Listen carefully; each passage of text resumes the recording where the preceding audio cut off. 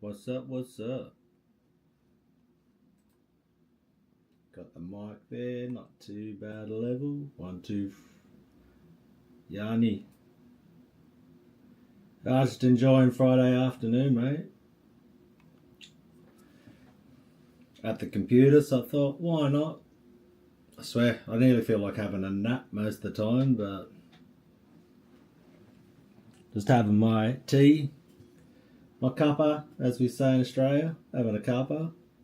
Just finished it pretty much. But yeah, having a cuppa after work, chilling.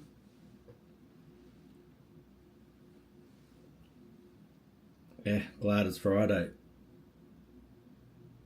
Could be Thursday night or late Thursday, other place in the world, but Australia, it's Friday afternoon. It is now 3:44 p.m. Friday afternoon. Work's done for the day. So, happy about that. Got through the week after being sick last week, so it's good getting back in the swing of it again. So, doing well, mate. How you doing? How you been going?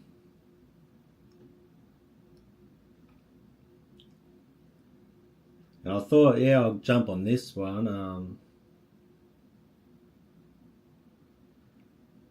Yeah, I could play some. Right now, I'm just chilling after work.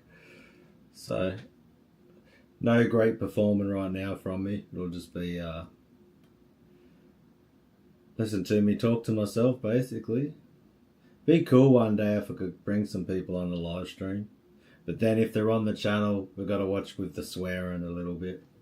But I don't know. You probably could swear as long as I don't monetize it. Then, yeah. But you never know. You just got to buy I work. That means you're going, buy I work. Sweet. But yeah, I thought, had a friend, so one of the things in the old guitar online space, they're talking about the Line 6 Stadium. And so a friend sent me a screenshot of this shop down in Canberra. And these will be Australian prices. But I was just like, wow, that new stadium that's coming out. I was like, that's crazy. How much they're going for. Where did he get it from? There we go. Oh, that's the XL. So that's the smaller one.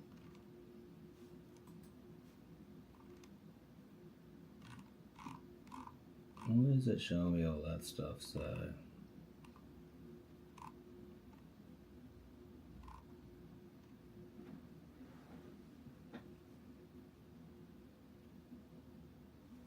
there's your Helix there. So we can show you I'll show you what I'm looking at. Got this one right here. So there's your old school Helix. The bigger one, the LT, a bit smaller. And he showed me it was actually 4,300. So this is, yeah, they got them in stock. Which I don't know if this new one's going to be much better than this, you know.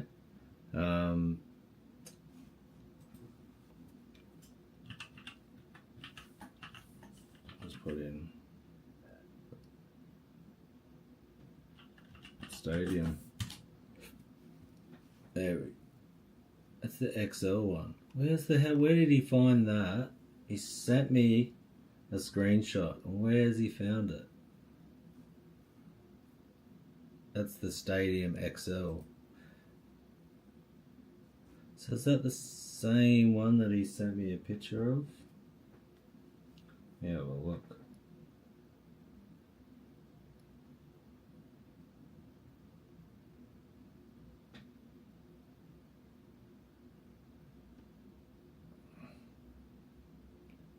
Yeah, we'll look at it. Yeah, XL. So they must have dropped the... So he sent me available to order XL floor. Yeah. they've taken a little bit down. Maybe people have went like, holy crap, or they did the price wrong. So I'll show you this one. He sent me this screenshot. I'll bring it up.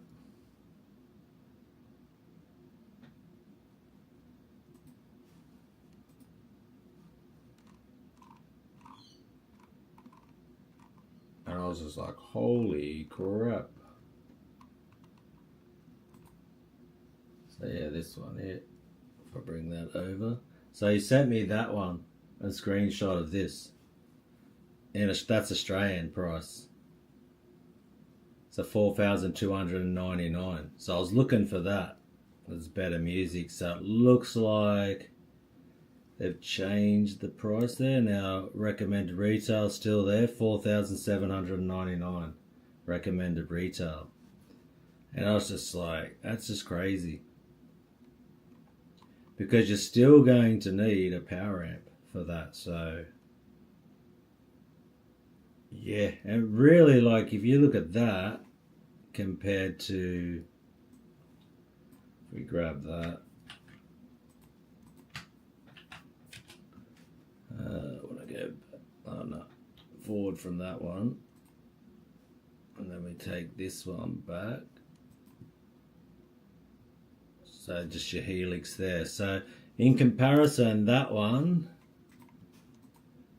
to that one, like really, the way they're like layered, 1, 2, 3, 4, 5, 6, 1, 2, 3, 4, 5, 6.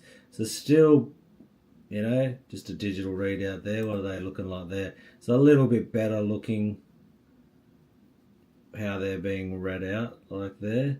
You get a touchscreen and like a lot better graphic looking. But yeah, I don't know. If it's like this was performing no problem for people like. But I really question with these floor units, are they, like, who's really using them? Because still, like, all the pro people, they're pretty much Axe Effects is still winning when it comes to pro level, like people touring and stuff.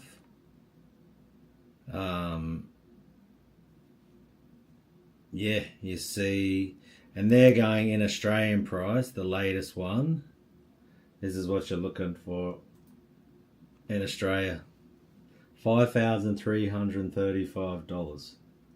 So obviously,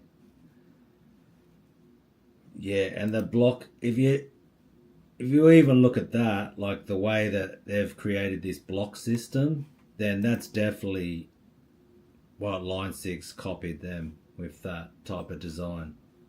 And yeah, there's just way more things, I would say, like you can do with it.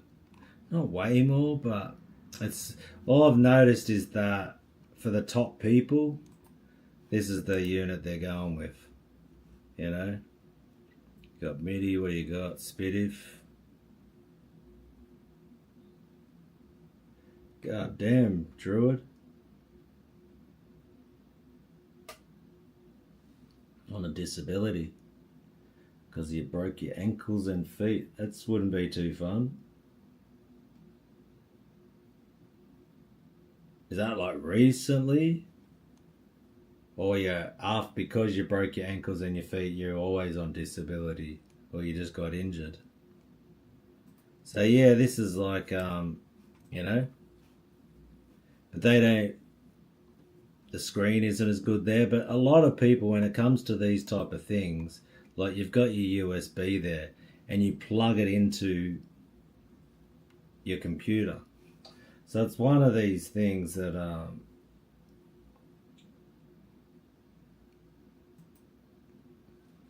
yeah, it's definitely one of these things that, but for that sort of money, once again, like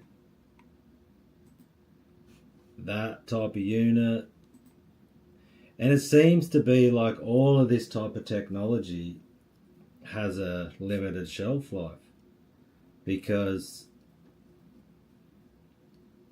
they keep updating. And I can still remember when people were using the first Axe Effects or the Axe Effects 2. Like, people were touring the world with those. Well, you haven't heard of this one, the Line 6 Helix Stadium floor?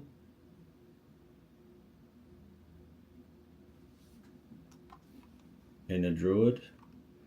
It's a... You can read it there if I'll put this up here. So you can see it here. It's a flagship stadium. It's a floor amp and effects processor. Leveraging powerful DSP. The new Agora modeling methodology. It delivers extraordinary sound and responsiveness, a sophisticated yet intuitive user interface, and unparalleled control capabilities. Helix Stadium XL floor may be thought of as a performance workstation, given its high resolution 8-inch touchscreen, 12 OLED scribble strips. So, yeah, I still don't see them competing with these guys. You know?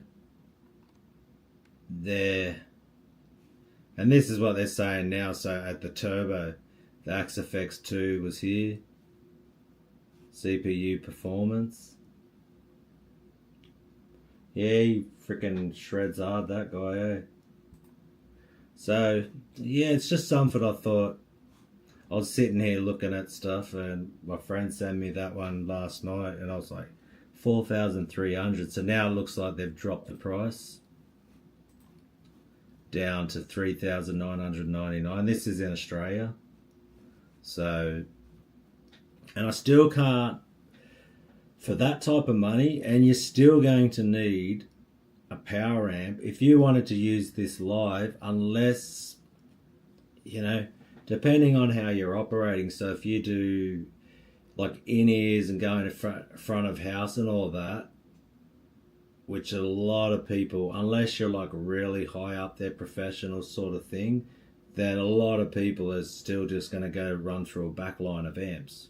Like if you're a very small, not playing to many people type of musician, then you're still going to have your traditional amps or some type of power amp and running through speaker cabinets, and then they're going to mic up those speaker cabinets. But if it's a small venue, you know, and you just more old school style, I say more just a low technology style, which some people still do. Yeah, you'll still see people with using amps on stage. It's only as you get up through the levels of, basically how big the band is or how much money you're making. But you still see people touring with amps. But they're going to be very small venues. But yeah, so, and would you want, you know, some gigs, if it's one of these small venues and people are jumping up on stage and all of that, would you want a $4,000 unit sitting on the ground that people are just going to stand on and smash your screen up? And then, do you need all of the things that, you know, what they can do? Even the Axe Effects, like if you're using that in Australia, you're looking at $5,000, and then you still need a power amp.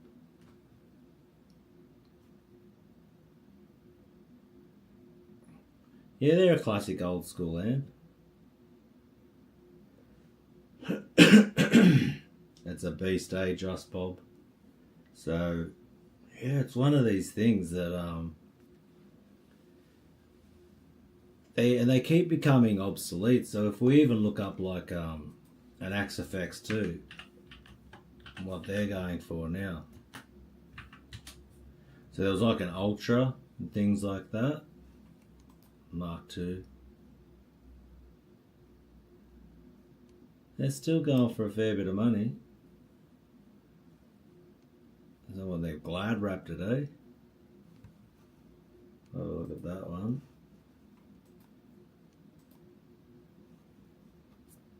Glad wrapped, ready to go. So it's still got USB. And they were, like I said, never heard of those groups before. Convulsive viewing materials. No, never heard of those. Converge or Neurosis.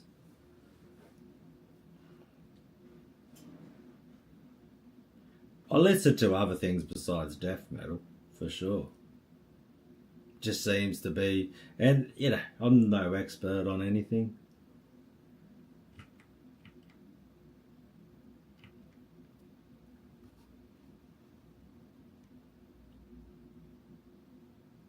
Yeah, I'd probably, they're okay for me. I've listened to them a couple of times, but it's not a band that I really keep going back to, I would say. Black Dahlia Murder. Yeah. I'd probably prefer to listen to Cannibal Corpse or Carcass over Black Dahlia. Because their latest one that I heard was like, it's on that line of tech death and just, I don't know. It's not something that really...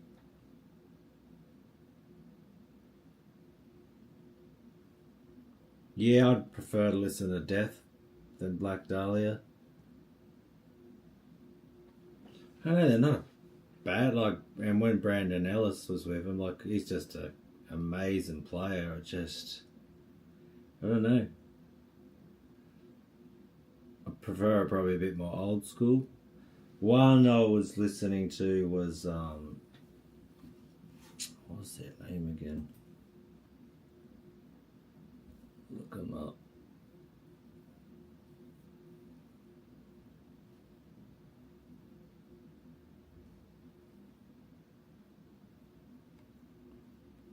The one I was, oh yeah, Inhuman. These guys. Inhuman Condition.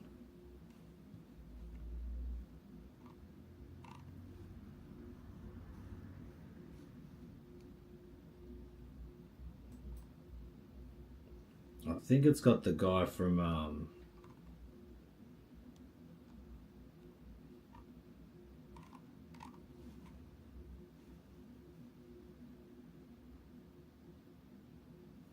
yeah, I'm pretty crap at covers.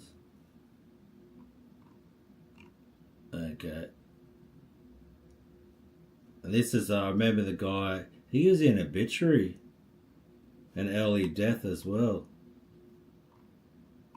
So this band here. This is what I was been listening to.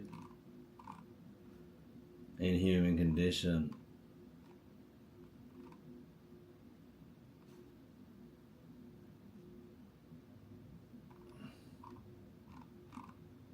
Where he is. Yeah, Spawning from the Chaos. 2020. XD The Absence Massacre and Taylor Norberg guitars. DSI The Absence Massacre.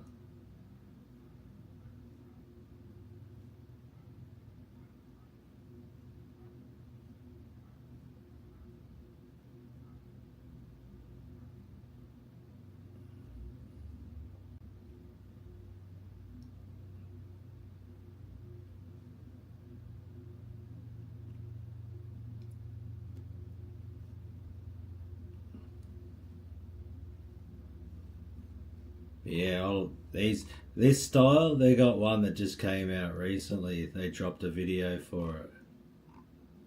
Why are they not showing me latest releases?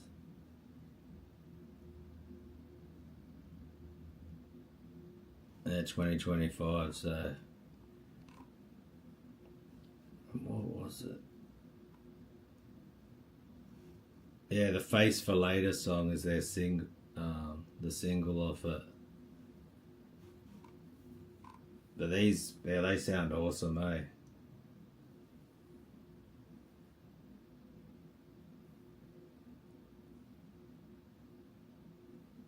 No, I'm glad you learned some stuff off the channel, brother. But yeah, I check out these guys. they're like, and then I gave a border to go. They're like a bit more tech deaf too, but this sort of old school. Check out this group. It's been one of the new ones that I gave Black Dahlia a try, but then this sort of groups like this, something about it. Like if I put on a little bit of it, like even the Face for Later.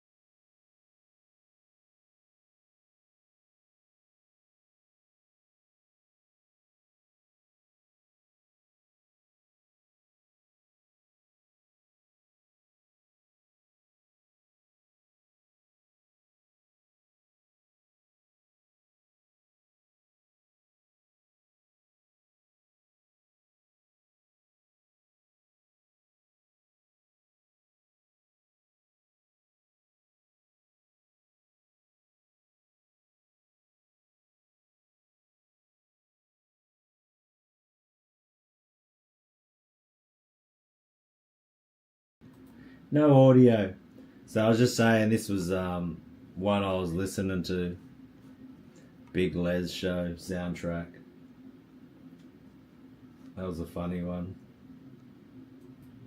Not that, super professional stuff. It was not metal. It was chilled. And sometimes I just want to chill out a bit, so I'll listen to another one I like a lot is this one.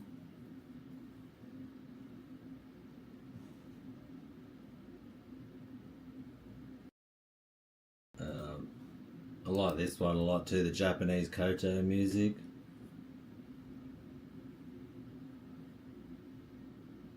So, yeah, some classic. I like koto music, is what it is. So I'll listen to all sorts of stuff. Not just metal, but that's what the channel's been about, so. And it's pretty much because I came up with just an idea of that easy death metal pattern, and then, yeah, I'm not like no great death metal person. I just sort of listen to it and think, okay, it's got tremolo picking in it, it's got this, if I use more, I don't even know if it's really scales, I just go by my ears. And I think it's like diminished, And that's why I'm sort of between thrash metal and death metal. And it pretty much, whatever you're going to call it, like, it's just metal at the end of the day. And I break it down into like riffs just with tremolo picking, gallops, palm mutes, pinch harmonics, just all those classic things we use. And it's almost like I imagine it with the drums and the vocals, because I've said this a lot on other live streams I've done, and is that to me, it's guitar isn't always the only factor that determines whether or not a song would be classified as death metal. No, I never heard of Gruesome. I would say that it's the lyrical content and the drums. but more probably the vocal delivery and lyrical content will determine if something's death metal, because there's riffs in death metal that you would have heard in thrash metal. So, hey.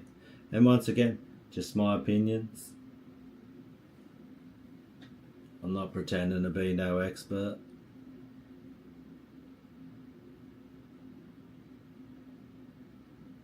Demonized, yeah, cool. Old school death metal. But whatever it is, like I said, if it's thrash or death metal, then man, it's still got those, you know, certain picking techniques and things like that in it. So you just have to, yeah, that's what I try to teach.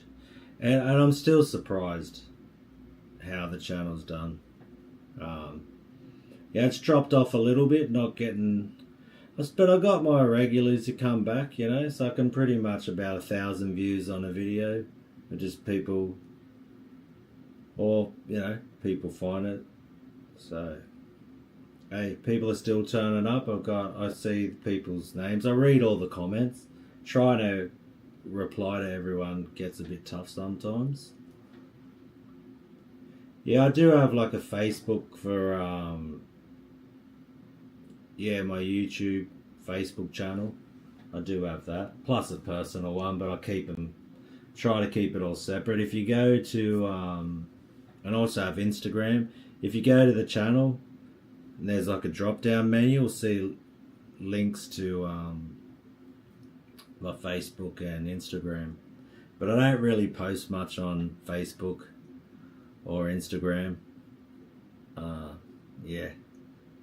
Every now and then I will. And it's weird because like the Instagram will post, I'll have it just for my friends list and it'll put pictures, or I'll post something on my face like under my name Shane Dunn, and then it'll put it on my Dunn YouTube channel, like Instagram one, and I'm like, that's weird. But yeah, mainly I just YouTube's where I do all the most of my content. But yeah, follow the links there and you'll be able to check it out. So, but yeah.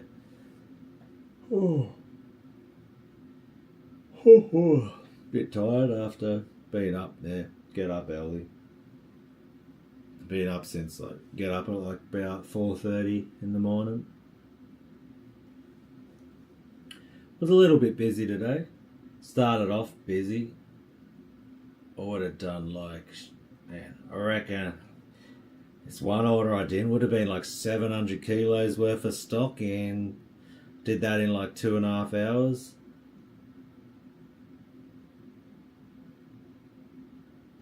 Yeah, that would be cool, eh? Collaborate with another live streamer. Yeah, you wonder how well it can sync up. That'd be cool. But we'd have to see. It's all like the hard thing with, because I'm in Australia. Is that US? 800 US?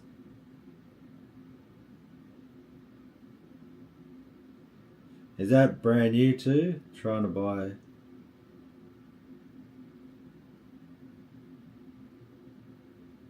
Alright, so before he sells, so it's used. You just check around if what they're going for second hand. There's pretty much like a market value. Okay, Canadian. Yeah, that seems pretty good because they're going... I know our dollar's pretty similar. What would it be, like AUD? Canadian dollar? What are we looking at? Oh, he's beating us right now. Is it? $1 Australian dollar, yeah. So your dollar's doing better than ours at the moment. So that's 89 cents to the Canadian dollar. So we're 11 cents below. $1 Australian dollar gets you 89 cents Canadian. But yeah, that seems pretty good. They're going for about 1,100 used in Australia. So that's pretty normal. So Yeah, and they'd be a solid amp. You can't go wrong with anything 5150. They're a solid amp for sure. Yeah, depending on how long they've had it. And you've got a DSL 40, so you understand tube amps. Lone tune stuff in my DSL just ain't doing it. It sounds so muddy, even with an EQ pedal. Yeah, fair enough. If you're doing the low tune stuff, and are you hitting the front end with like an overdrive or anything with your DSL? And what are you tuning to? Because you're going to need something to clean the guitar up.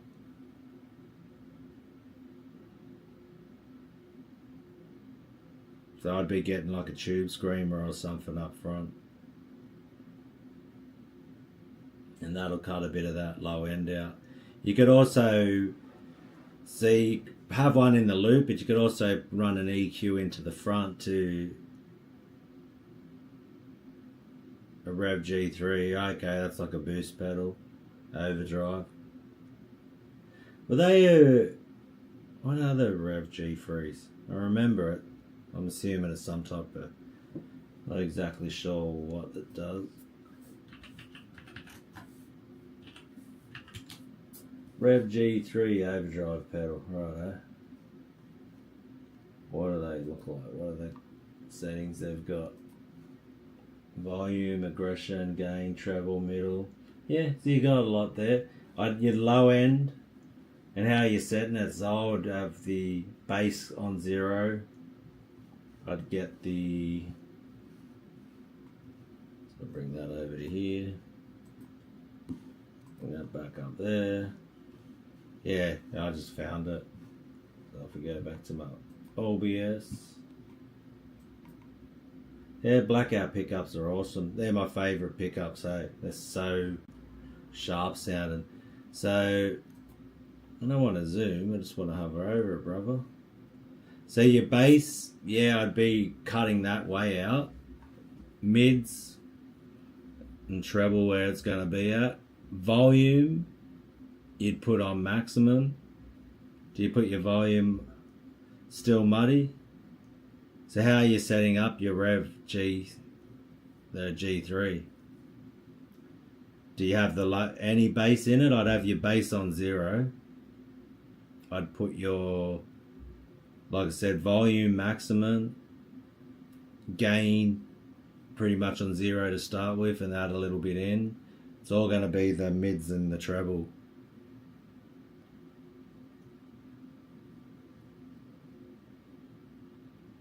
Anything below C standard. And you're saying, yeah, I'm just wondering how you're setting it.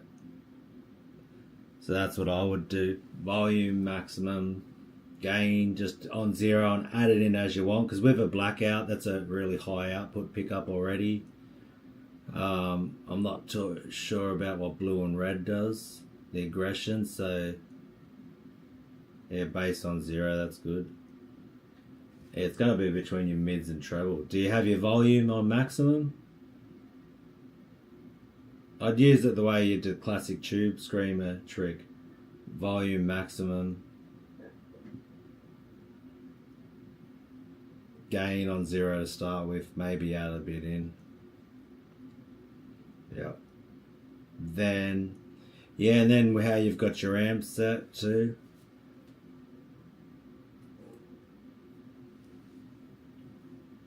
And if that isn't working, then yeah, try it with your volume maxed out.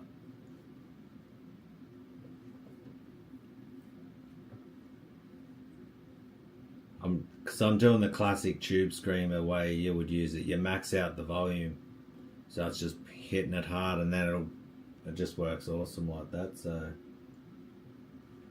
the DSL settings, I would, to start with, so you've got presence and resonance, or would it be depth? So I'm assuming it's got a resonance control. Is that a combo as well? What is it you got? GSL 40CR.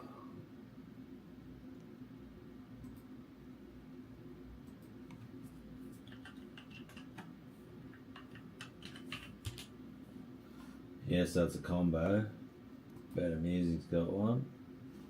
Bring it over here, right? Oof, you're not giving me, you're not helping me with close-ups, are you, bruv?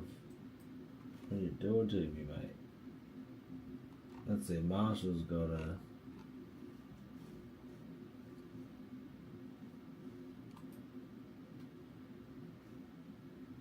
Okay.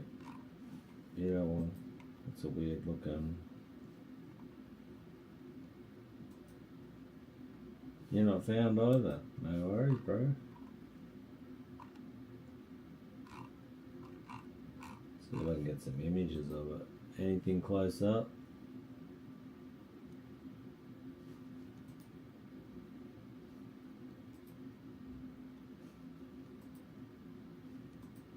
Yeah, you can someone just give me a close up. There we go. Easy finding a picture of it, eh?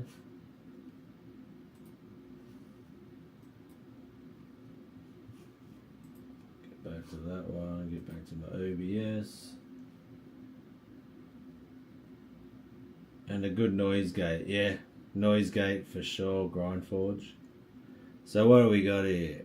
So that's your classic DSL, so we've got treble. What the? Giving me a message. No, I'm good, bro. No, I don't have any inquiries. Bye-bye. Hey. Righto, so we've got Ultra Gain. Yep, you've got Master, you've got Presence and Resonance. Righto. Okay, so I'd start off with pretty much how this is everything at 12 o'clock. What's going to cut through muddiness, presence, you want to push that as far as you can before it gets to like shrill sounding, but that's going to clean it up.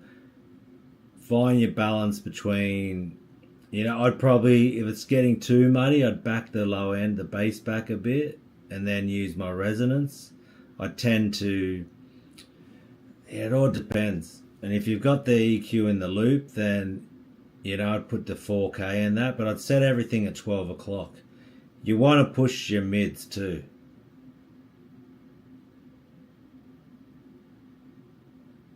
I use it as a pedal machine on clean channel.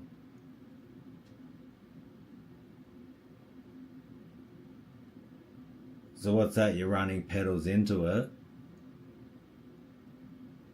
What's a pedal machine? Because you'd be using the Ultra Gain channel. That's what you want. Can't see quite what that's. Okay, OD1, OD2 I'm guessing. So I'm guessing that's OD1 and that's OD2.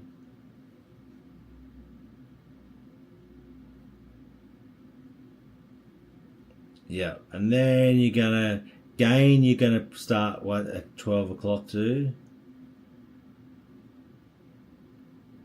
Yeah, use it.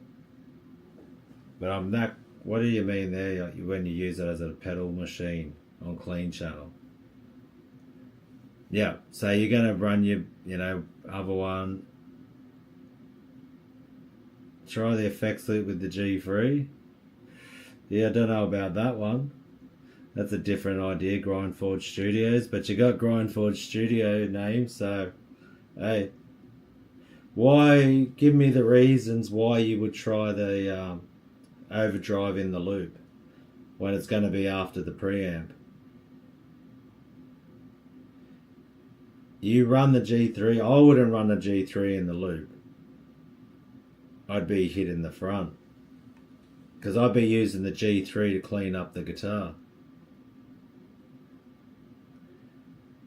And using the mids on it and the boost to cut through. Yeah, use the Ultra Gain channel, 100%. You wouldn't use the classic gain. You want to use the Ultra Gain, 100%. That would be me. I'd be boosting the ultra gain channel. With, like I said, put the G3 on max. Oh, it's not an overdrive. Okay. Okay, I can see what you're doing. Yeah, I get what you mean. Fair enough, brother. So it's more a preamp pedal. Fair enough. Oof. So now we're going a whole different approach now. So now we're going to use the G3 as a preamp pedal. Okay. Yep. And then what you're going to do is you got to run it into the return. So if we go here,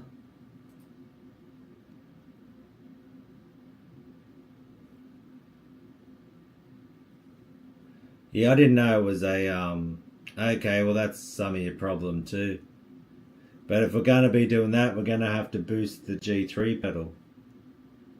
No, not the clean channel. You're going to run straight into the return of the effects loop right here. But if you do that, don't have your volume at maximum. So you got to get that volume. That is going to be your if you run the Revv as a preamp pedal, you're going to run it straight into the effects return, and it's going to bypass the preamp of the Marshall. But you got to know that the volume on the Revv is now going to be the master volume of the amp, and if you have that at maximum, your amp's going to be wide open and it's going to light you up hard as. You'll probably shit yourself. You'll just be like, I've tried that before, where you're straight into the effects return and you don't use. Okay.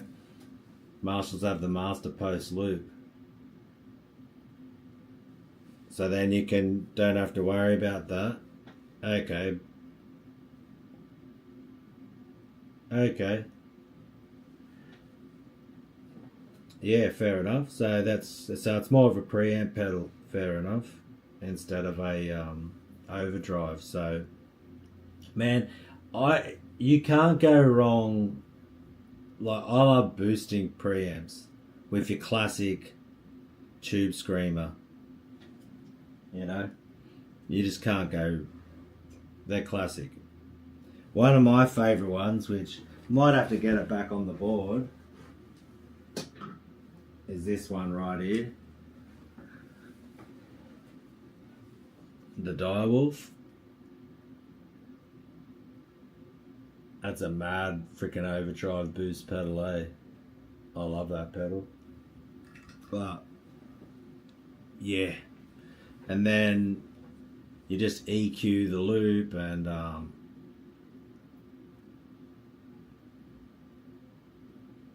yeah, Direwolf's classic. Such a sick one. And then you can't go wrong too with like you know, another one you could be using. Oh god, where is she? Right there. So I've even heard people use the metal zones as like an overdrive. So we've got our classics here.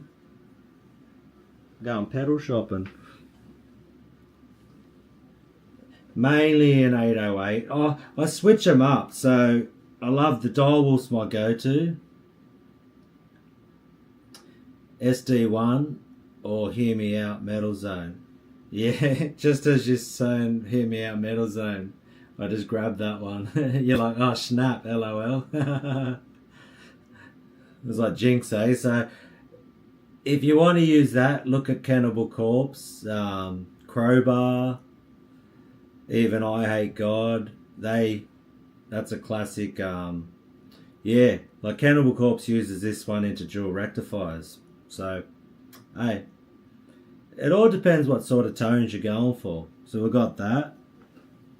We got the classic. I've got 808 NTS9 because you can never have enough green pedals. And I'm going to have to try the metal zone like that. And I'm not too sure how they're setting them. But pretty much that's the classic is you have your gain down, you have the max. That's pretty much like the classic tube screamer setting, where you're maxing it out, 0 on the gain, and then always have the tone to suit. It's always like 12 o'clock and a bit over. Thanks for dropping in, Grindforge. Thanks for your help, brother, and the advice. So, then another classic one is this one. It's called a Peppers Dirty Tree. Now, if you're tuning down low, and I'm talking like 8-string low, this one is based off, it's basically a clone of a Fortin 33, and it also has a TC, it's a TC electronics mode. So when it's in the DT mode, that's you got a toggle here, then it's only got one setting, one of the knobs works.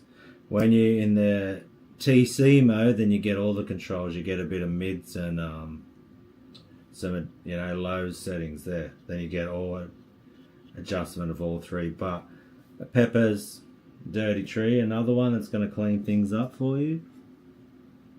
If you want to go pure insanity, and this is the infamous, from the infamous pedal builder. Old Goat knows what's up. He's been down the pedal rabbit hole like me as well, eh? Then we've got this one,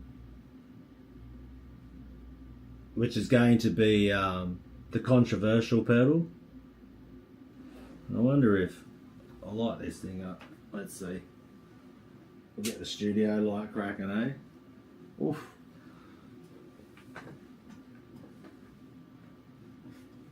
So I've got that one right there. What's up, Shred Squad? So this guy, if you know about Lone Wolf Audio, yeah, love him, hate him. He's infamous. The owner of, if you've been around the guitar community enough, you either would never buy this or, yeah. This is just, it's the HM2 buzzsaw on steroids.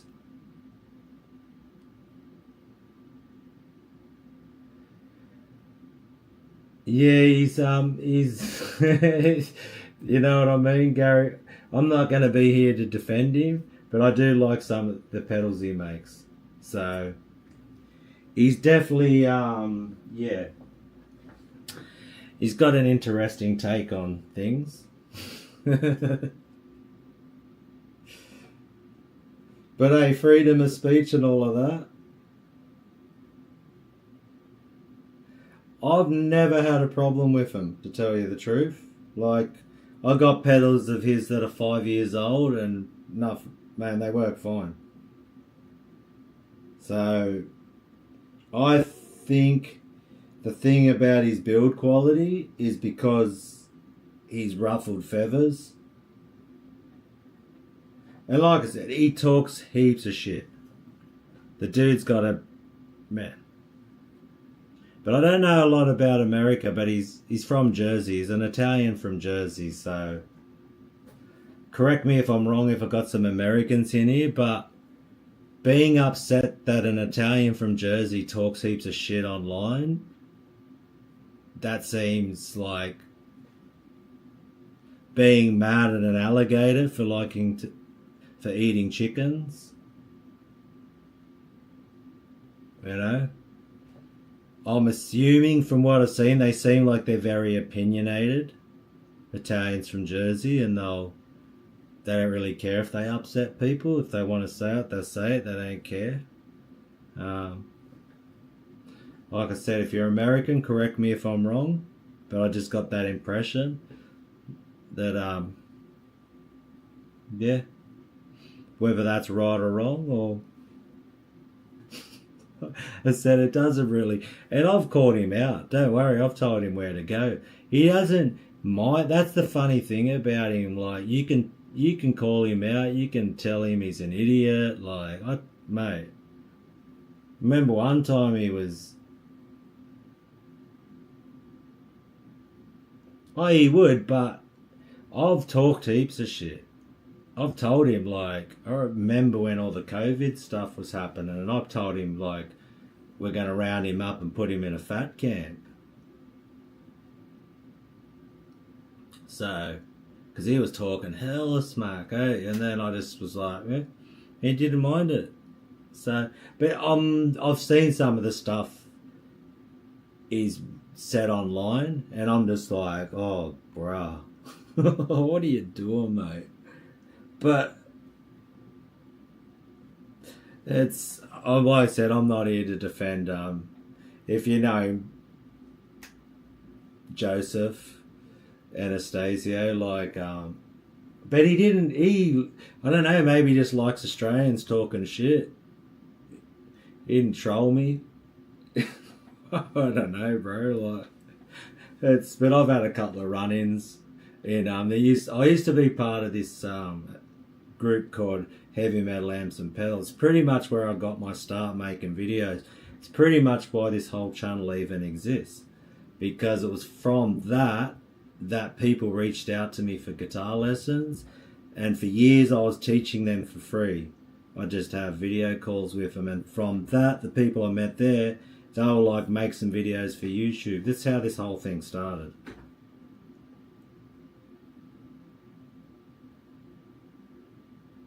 Hey, old goat, okay. You're old salty goat. You're my Kiwi mate from Discord. Okay. I'm thinking, who's old? Now I know who old goat is. I'd have to get you on here. I wonder if you could get on. How would it work?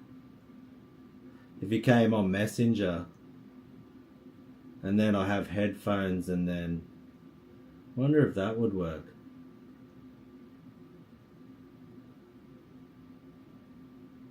Thanks, WHM. HIM.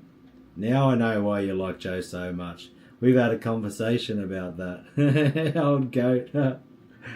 Oh, mate. He's had a couple of run-ins with Mr. Anastasio.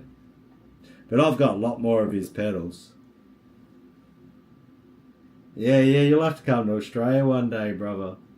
If you're ever here, mate, hit us up. If you want to come check out Sydney, hit us up, brother. I'll put you up. You can crash out. Well, then I can get you on some tracks. We'll just do like a half-ass effort at some riffs and stuff.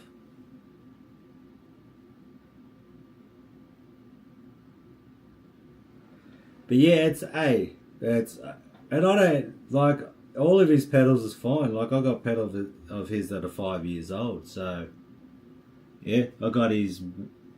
Yeah, I could keep showing you more of them. Being mean sent. I've got like his noise gate being flawless. Hey, family in Sydney. Yeah, no, come if you're ever in Sydney, brother. Hit us up, mate. I'll have you on the channel. Never tried the iMaster. There is just, it's a never-ending like supply of pedals out there that you just go down this pedal rabbit hole, eh?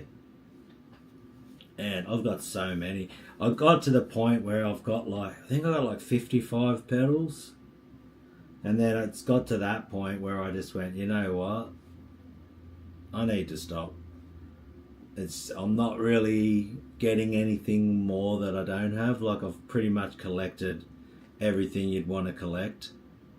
I've got the complete set of these pedals.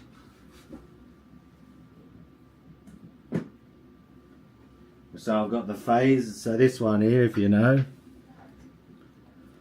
the classic. I think because they just look cool. So I've got this one, and I've got the wah pedal, and I've got the phaser all in this colour. So I've got that one there. I've got the, if I can get to it.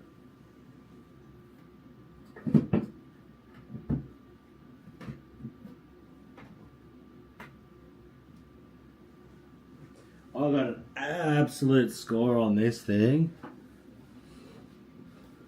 We got the Might have to give that a dust off, eh? I paid like $190 for this one Australian. So for like American, that's like probably 100 freaking, what would that be? It's 60, like $120 US. About that. That was a flanger. So we got the classic EVH wah. This thing sounds awesome, eh? And then I've got the phaser on my board at the moment.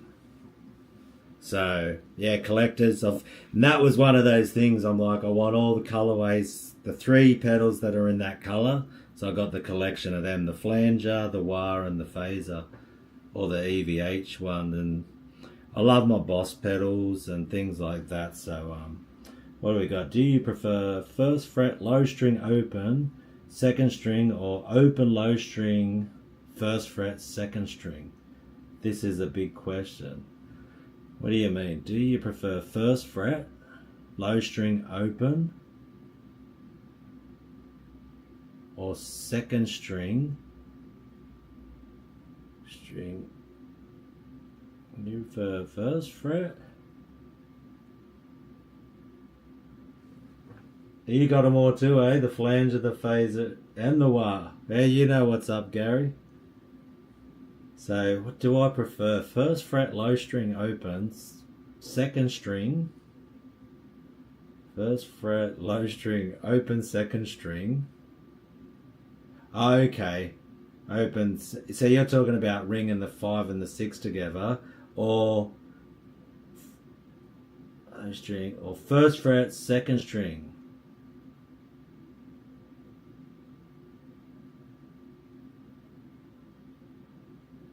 I'm confused. Low string open, second string, first fret. It's still confusing the crap out of me.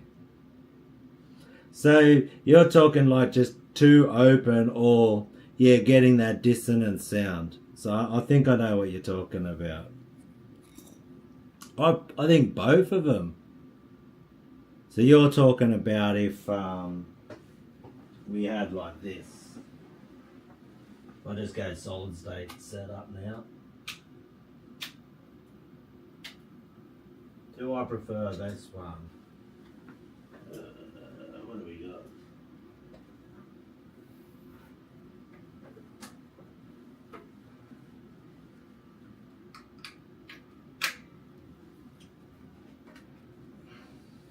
You know, it was pretty much always just about the power chords for the longest time. So we need that cabinet with that amplifier.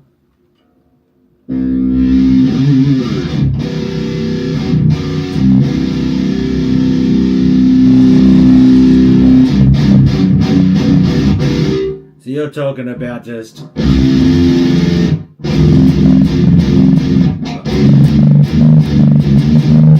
or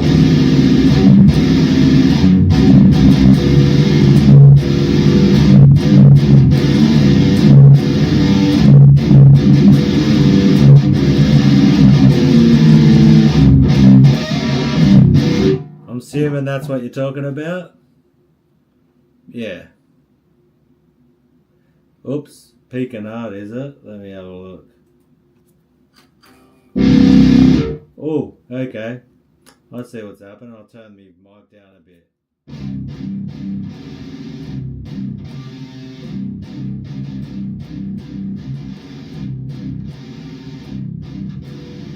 So you're talking about that.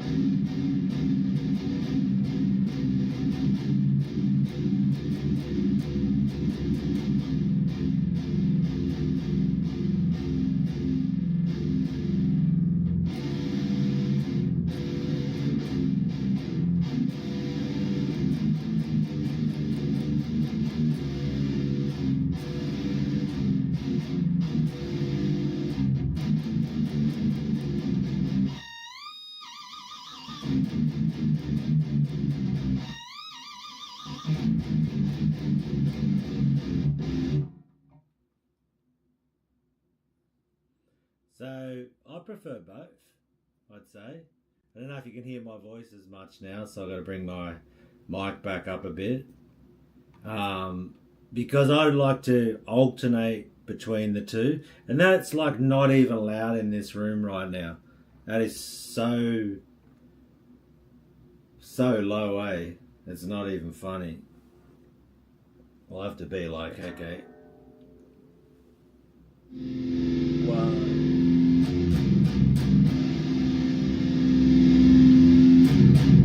Man, that's picking it up crazy.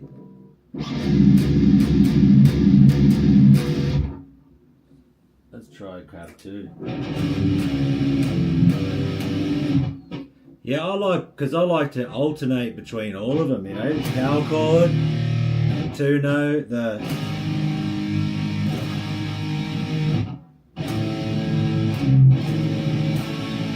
See, if I'm going to do that, you could even do all four.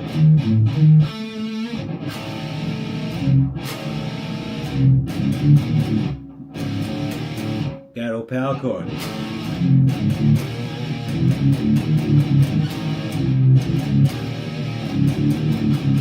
And then between the slammy one.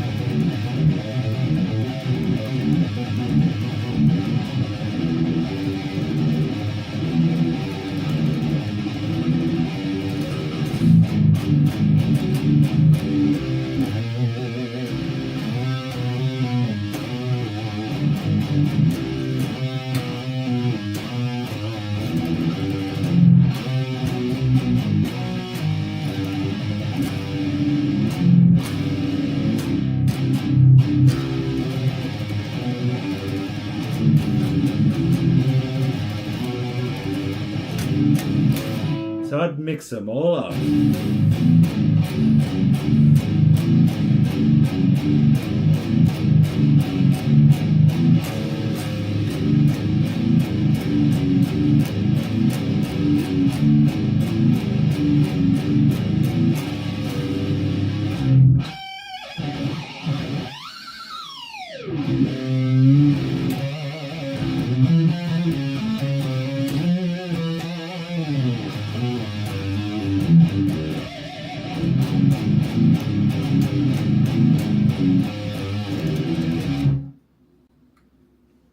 What's that? Picking the boogie tree. It's not. It's theory.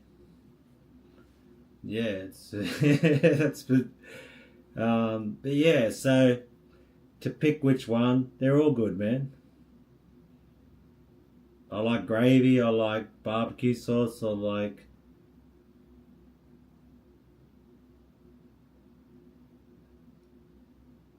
Yeah, so they're like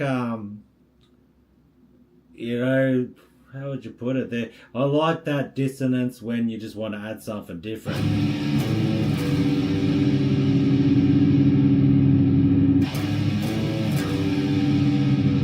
But then I like your traditional power chord.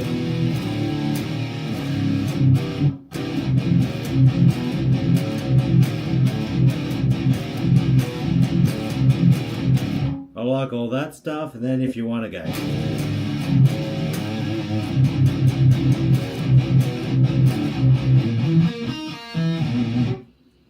Yeah, you just gotta experiment and see. Depends what like sort of feel you're going for, and they're all good.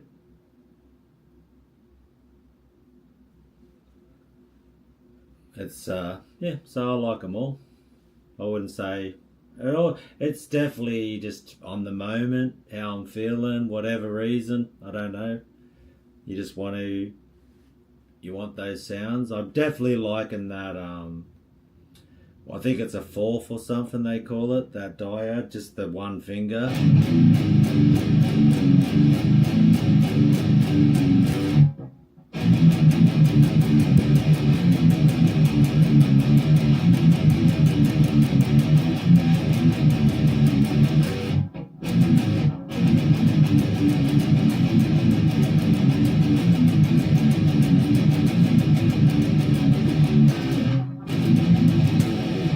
And then breaking it down.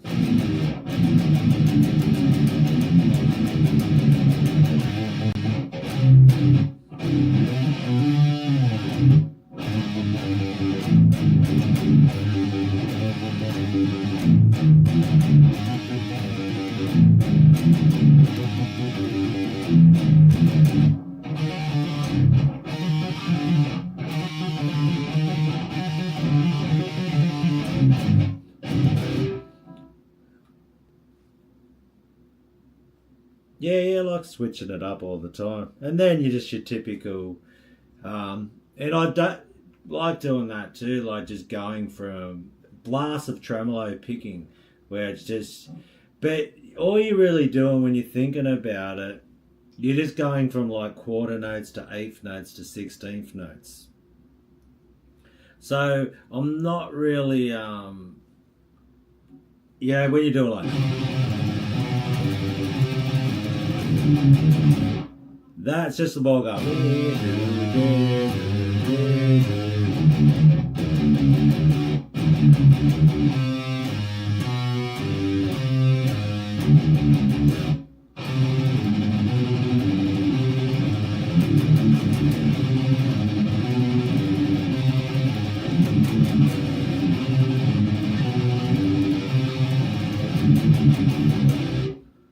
Then into classic gallops.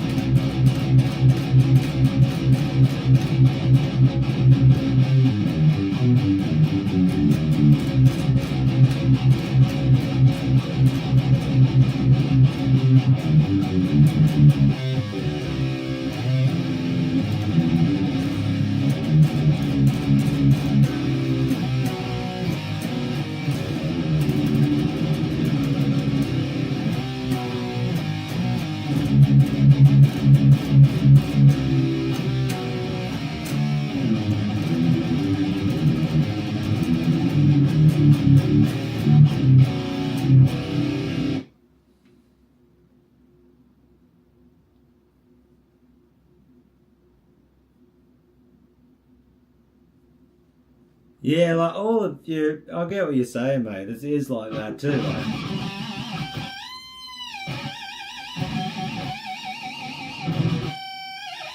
you know, and I always like, how many times, every time I do a riff, I've got to go.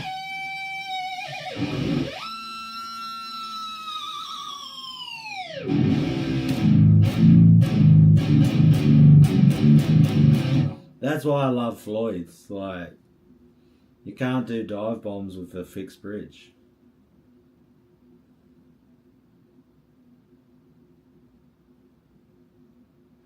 Yeah, man, I'm just a walking, talking cliche, and I love it. Like everything I do is played out, and I love it. Everything I do is in a rut, and I love it. I love my. I just love dive bombs, bro. Like, and I gotta have pull a face when you do it too, you know.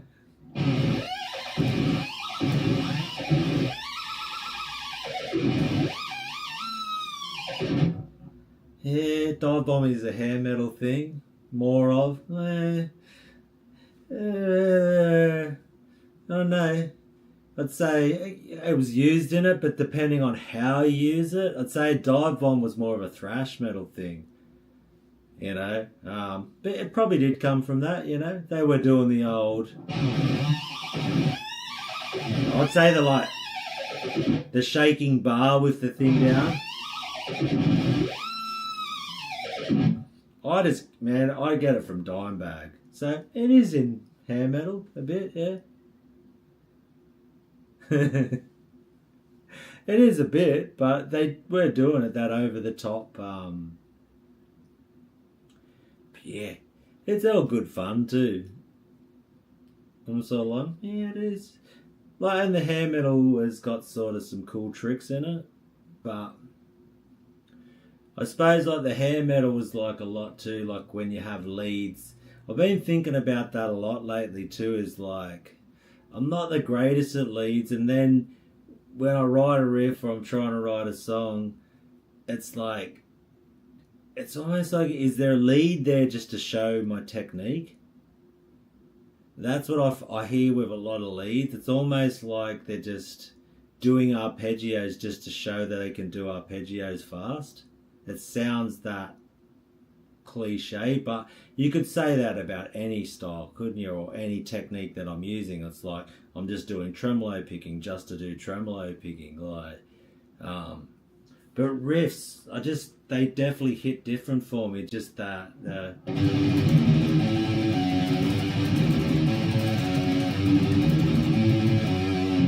Just that classic rolling around sort of looping riff of tremolo picking. And that one I showed the other day.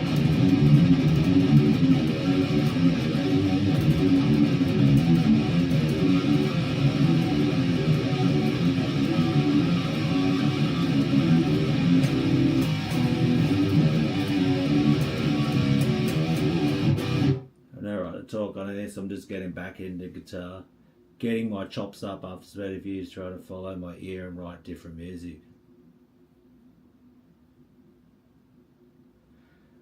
No worries, old goat. Have an awesome Friday, brother. Go, yeah, light up some riffs, mate, or have a beer or a steak. It's a Friday steak night. It's all good, man. It's all good fun. Like, I don't mind that, like, I don't mind laughing at myself. Because everything I do is just like a, and I've said it before, it's almost like the way I look at what I'm doing here on YouTube and what I'm showing and all that is just like people do for blues music. I didn't invent death metal. I didn't invent this tremolo picking or all these tones and sounds. Like, I'm just a nerd for it all. Like, I'll go, okay, what pedals were they using? What amps were they using? What's the tone? Were they doing this? And I'll try to find interviews with them talking about it. And yeah, I think they're amazing. Their technical ability is just amazing, but for me, it just doesn't, it bores me really fast because there's no dynamics in it. It's just this like, I can't even, he's an awesome guy too. You can see like real cool dudes, and props for just how amazing their technicality is. But it loses me sometimes because it almost seems like it's just, once again, it's technical just to be technical, but I could say that, playing slow and chill is like doing that just to do that. You could say that about anything. And so I suppose it's what you like. And I think when I was younger, Archspire would have been the band that I just was like, holy crap.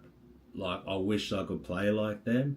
Because I would say when I was younger, it was almost like, to me, it's like doing, if I use like a skateboard analogy, it's like, doing the hardest kickflip variation into a freaking nollie. Like you do a mad kickflip into a nollie and you slide a 50-foot rail. Yeah, you're right. That pop-centric part of your brain.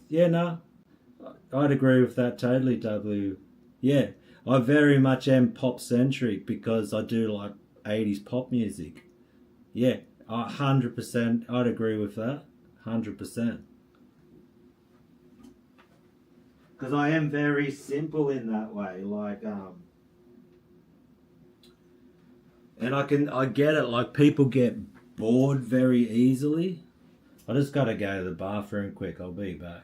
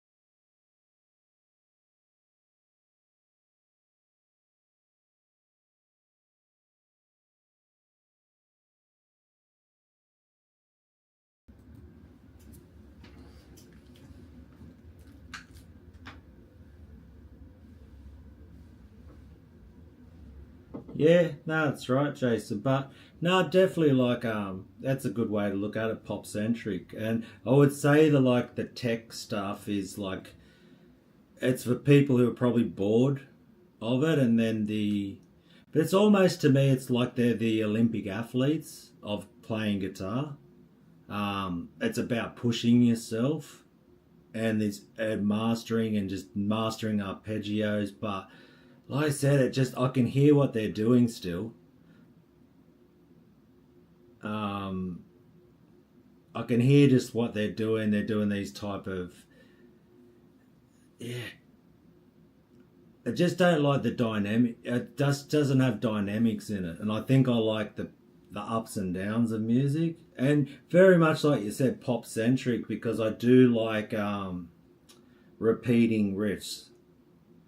Like I like things that are familiar to me. I like things, and for some people that's very boring, which I totally get.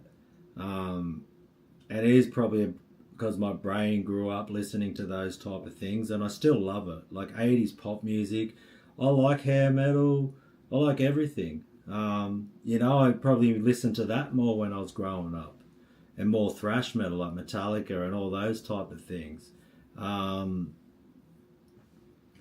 And I think what I like more, like as it gets more extreme, it's the drums.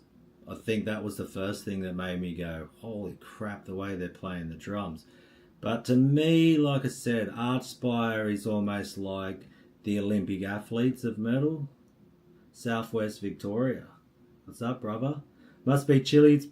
Freaking how cold was it this morning, mate? Victoria would have been freezing. But and I don't want to diminish. Like I said, like Dean's, they're all amazing.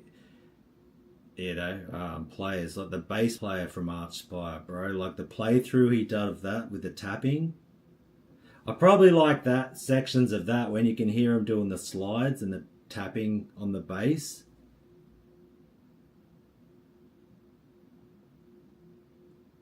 Um, But yeah, I've got no problem and it does get probably lost. To me, like what I'd say with a lot of tech when I listen to it, it's just foot on the gas, revving at freaking 8 grand RPM. Like you're on the rev limiter, just like.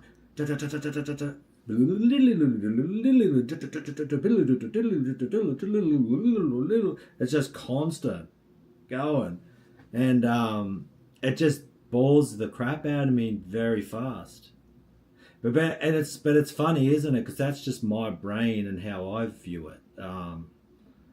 And my opinion's worth as much as and it's worth pretty much nothing. Like it's just expressing how I view it. It's not to say that because I view it that way that it doesn't have any validity or that it isn't awesome or that people shouldn't love it. It means that everyone else gets to interpret music however they want to interpret it. That's all it means. And obviously they're a successful band and people love it and want to push themselves. Like I said, to me it's like they're the Olympic athletes of guitar playing. Like they're just pushing it, and they get tendonitis and they hurt themselves, man, for the craft. Like, bro, they're pushing themselves.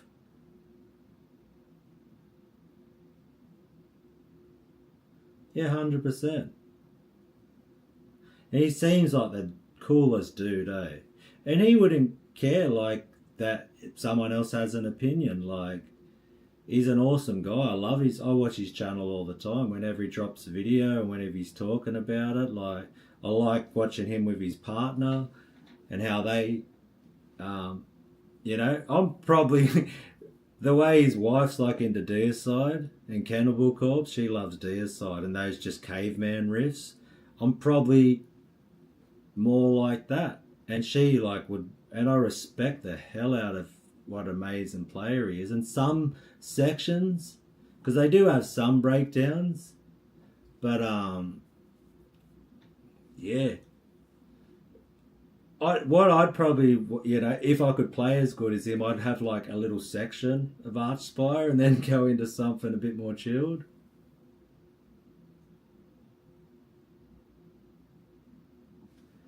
And I love when he's trying to learn the different the 4 levels of playing guitar they do.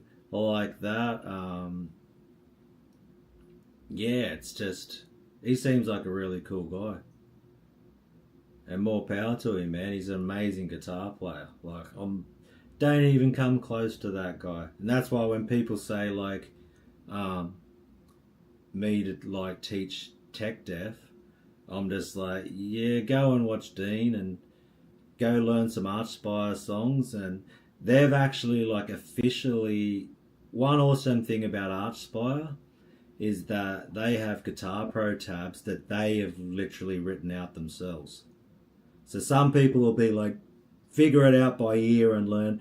Hey, good luck. If you can figure out Archspire note for note with your ear, you're amazing. But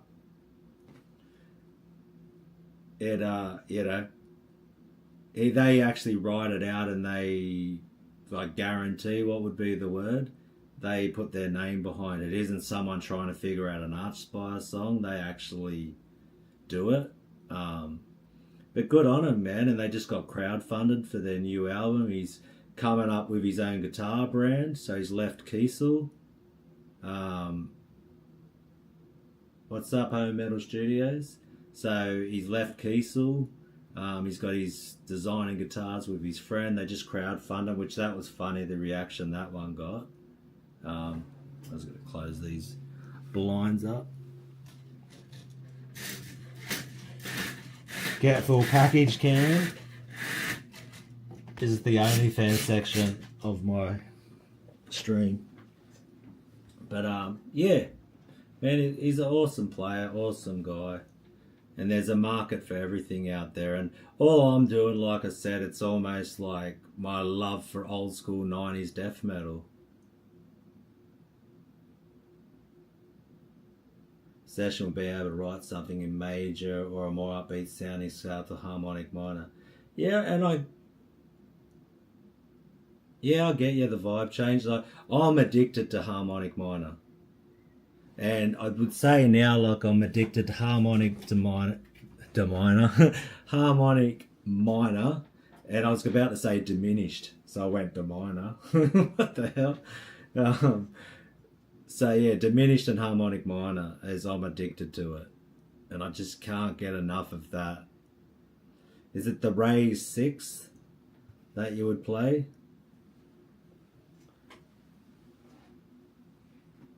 Like, we grab this guitar.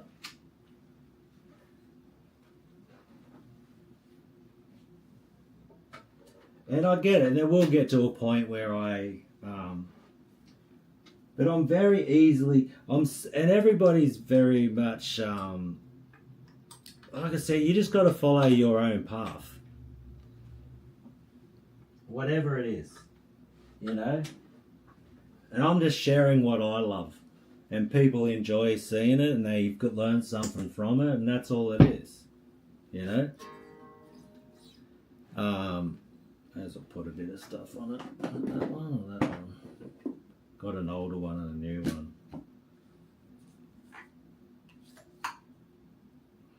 That's the newer one. Here's the older one, so it doesn't get crowded up too bad. But yeah, you just got to follow your own path. I still don't. Every now and then I will watch those guys, like Jason Richardson. If you watch, he's got a song called Tendonitis. Like, don't worry, every now and then I will watch these guys. Like, Brandon Ellis was another one. Like, man, he's probably one of the best new lead players. He's just vibrato, his style, his flow, just like... So I'll still watch him and just be like, whoa. To me, it's like watching someone do a backflip on a motorbike. You know, I'm just going, get out. What are you doing, bro? Like, how do you even do that? And, you know, I'm nothing compared to those guys. But I'm cool with that. It doesn't bother me. Like, proggy side, I sort of went down that, but I tell you, like you said, it's probably the best way I've heard someone put it, the pop-centric. I'm just a simple, smooth-brained ape, I suppose. I'm a very simple person, man. and there's a lot of yeah, I'm okay with that. I'm okay with being average, just an average person that isn't exceptional. That's just average in every compartment of life. I'm not this exceptional person. Some of these people, they are exceptional humans. Like, it's okay. Like, it doesn't bother me that I'm not exceptional. You know, I'm just an average person, and these people, it's awesome that I get to live amongst people who are just like, their IQ and how they invent things and how they approach things just makes me go, what? You're just on a different level, brother. Like, it's okay. It's okay for these, like, superhumans to be superhuman. Because there are exceptional humans in everything. Yeah, you know, I remember, like, you'd be playing friends in video games and there'd always be that one person who'd just destroy me. No, I'm not saying you're saying anything. I'm saying it myself. Like, in comparison to someone like Dean Lamb or Jason Richardson or Jeff Loomis or Brandon Ellis, these just amazing guitar players, bro. I'm never going to be at that level. Like, because I swear, like, some people, brains and just the way their brain connects with their hand, and some people will say that, you know, if you practice enough and do all that, yeah, it's just like anything in life. Like,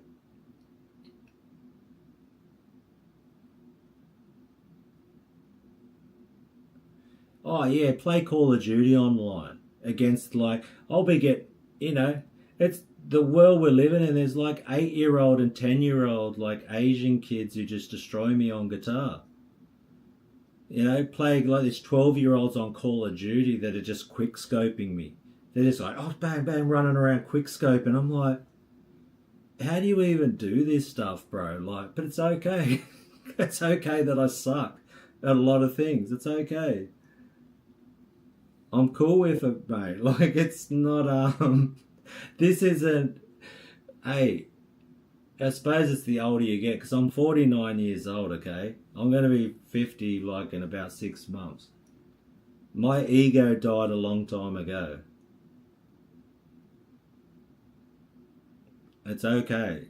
Like, and I don't mind acknowledging exceptional humans. It's okay. Like, that was probably I'd say it's one of my things. Like, I love seeing exceptional humans. Like, I love surfing. I can't surf, but I love watching exceptional people charge the biggest swells and train. And you see they have to do all this physical, like, cardio and be able to hold your breath. And then someone designed a wetsuit that inflates, that saves their life because they're going to get held down. Like, it's just insane. But I love watching it. I love watching extreme sports, you know. Like, another person I love is like freaking Travis Pastrana. That dude just pushed himself, like, his body, man, and things he does. Like, it's okay, like I said. I don't mind watching some of these kids that are just, yeah. I don't mind, you know, the culture of like Chinese people, like, is exceptional. Like the Shaolin monks, their ethos for how they conduct their life. They're like trained when they're a young child, they train their children. Their culture is so different to Western culture. That's cool. It's a beautiful thing, you know. Like, I listened to this guy, he's a Shaolin monk, and just each helped me a lot with his mindset, the way he thinks about things and the way he approaches his life, and that helped me a lot.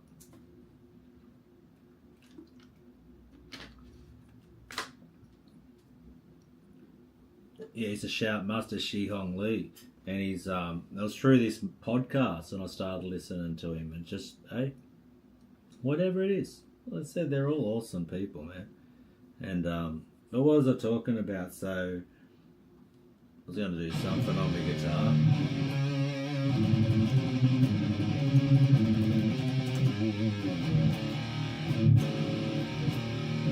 But yeah, that's why, like, I pretty much just started finding, like, the things I really love about the guitar, the distortion, the certain sounds that I like.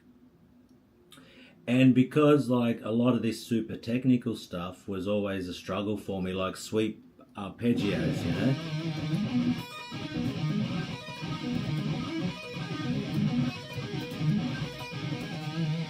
But that's probably about as quick as I'm going to do those.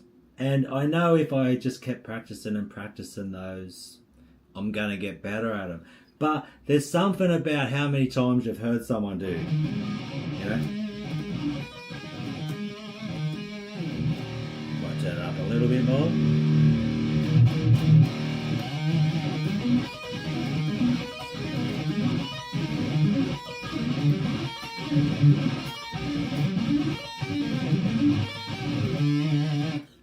Now, you could practice that and you could be like, okay, I'm going to throw that in a song. But to me, it's just a very played out thing.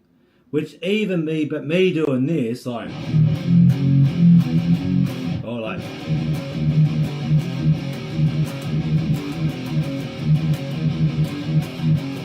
that's played out too. All of this stuff I do is played out, right? If I want to look at it from that perspective of, like, arpeggios are played out. But I just like, I think what it more is, and this is why I haven't been in bands, this is why I never, like, chased, like, my goal was never to be on stages or anything like that, despite what I've had certain people say about me, you know, saying I've got a narcissistic personality disorder, narcissistic personality disorder or something like that. It was never about playing live or anything for me, you know. It was all about just when I'm in the zone of just like,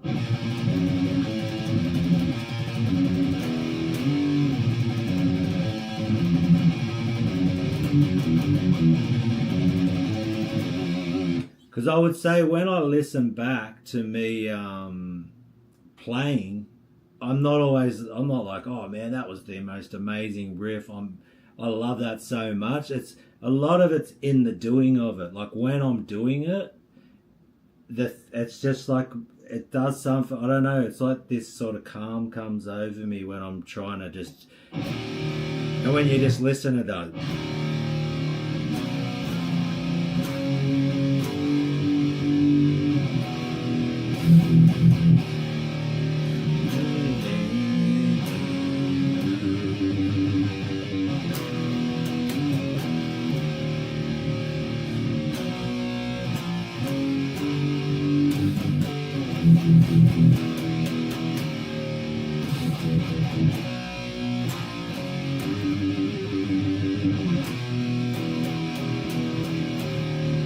And then, you know, that's like the intro riff. And then you're like, oh yeah, let's get a cracker.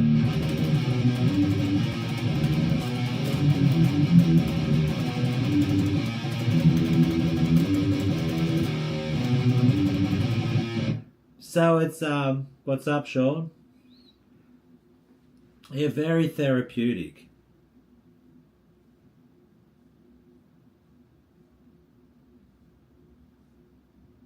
What's JFAC album?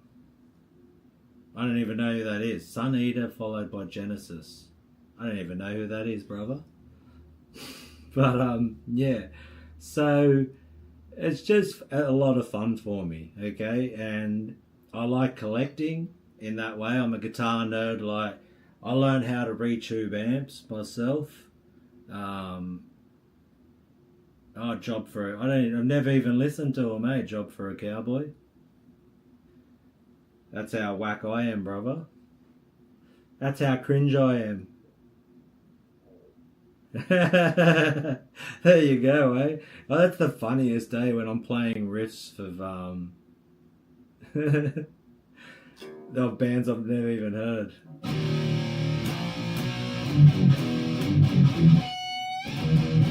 And then I just love gallops, you know?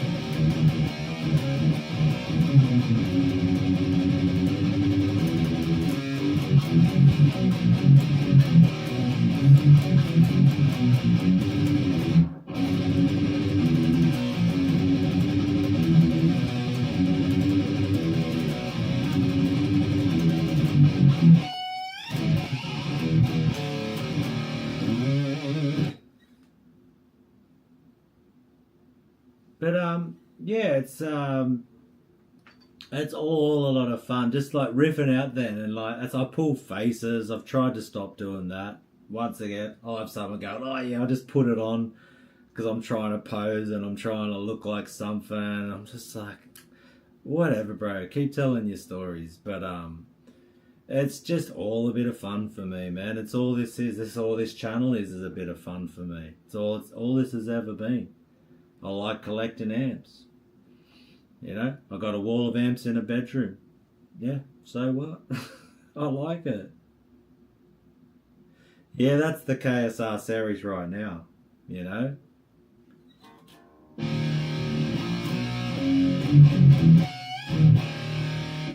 I wish I could play. It's so quiet in here now. It's like freaking, I think my phone's about as loud as what my guitar is right now, so it doesn't blow out that freaking the microphone here. But Promise You'll Sus Ruination. So this is Job for a Cowboy still. I'll check him out. I'll give him a listen. But yeah, it's all like good fun, man. It's all good fun. And that's like, well, that's what we're talking about before was I think this is a lead sound.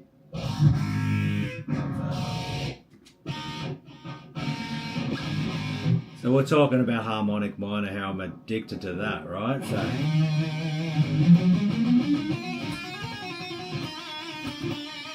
So I love, like, I play this so much. I'll do the open, come straight to the 7th fret.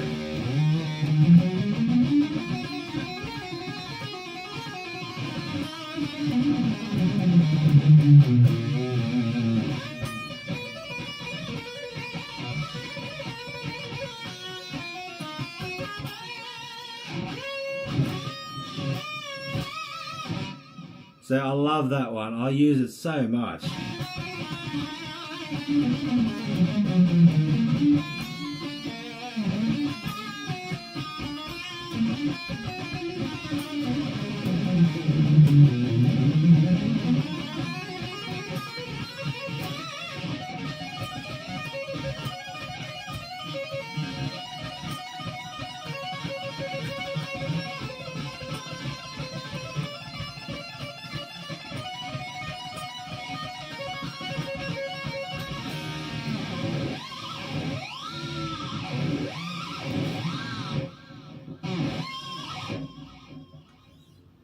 But you know, and I go that, and I'm definitely, as people could say, I'm in a rut there, and I go to it all the time, and I've been doing it for years and years and years. And I love this, you know.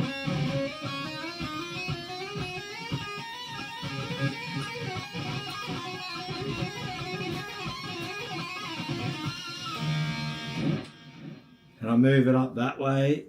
And I just go straight to that 7th fret, you know, and straight from the 7th fret I'll go, which is going there. The 6-3-2 is the ending of the harmonic minor. And so instead of going the 11, the 8 and the 7, because you're there, now you can slide. Do your octave diads.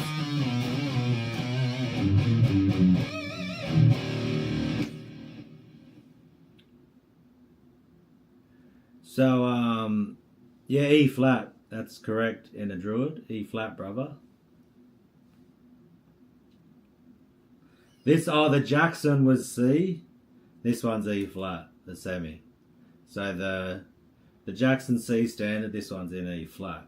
So, yeah, and that's just like a classic thing. I'll always use that. And then I'll always, you know,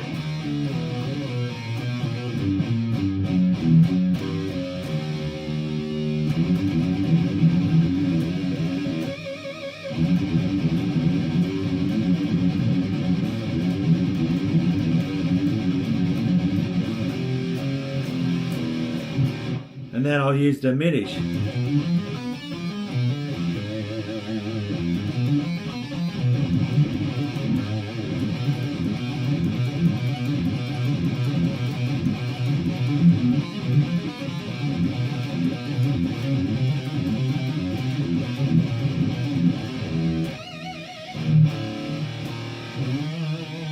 I'll do.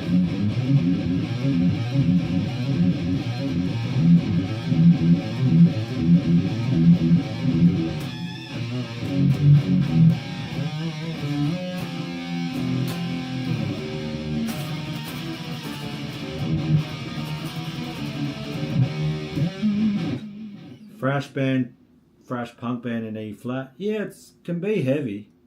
That's like, you know, to me I call it Slayer tuning.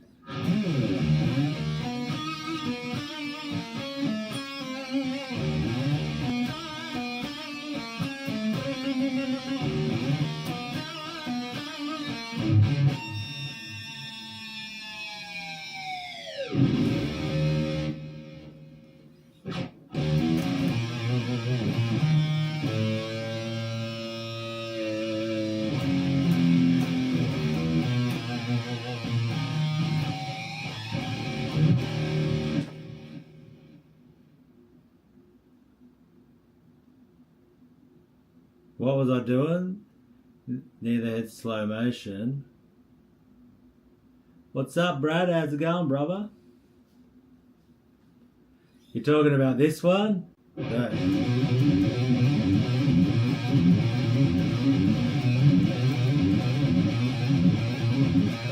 Or you talking about the...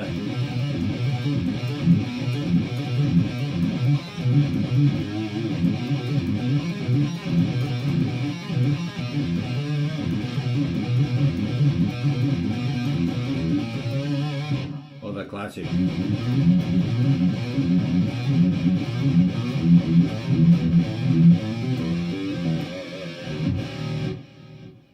The first one, I think.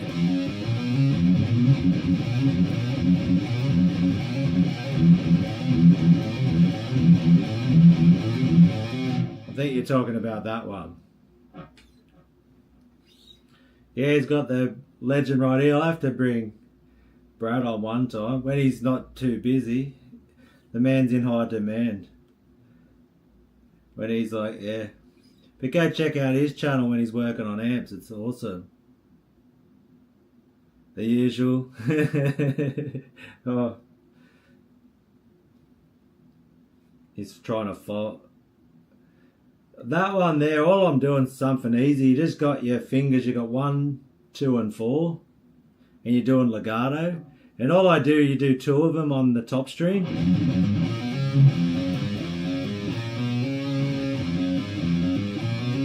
And then 1 on there. So that's 2 times of... And then the third time you just do it 1 on the top and then 1. So it's slower to be like...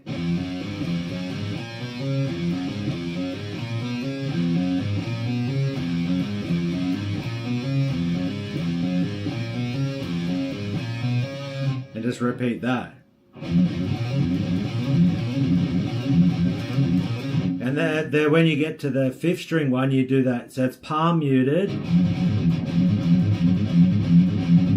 And then the next one's open. So that rings out a bit. So that one's more percussive, the top ones. And then back 1 string.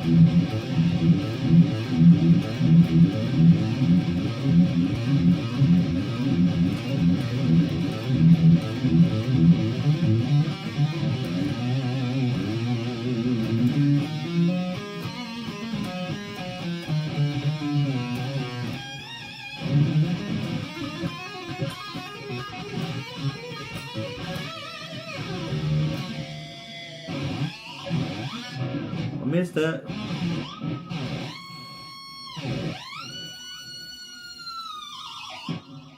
Wish it could be a bit louder, but yeah, that's all it is. Something simple that I always work on.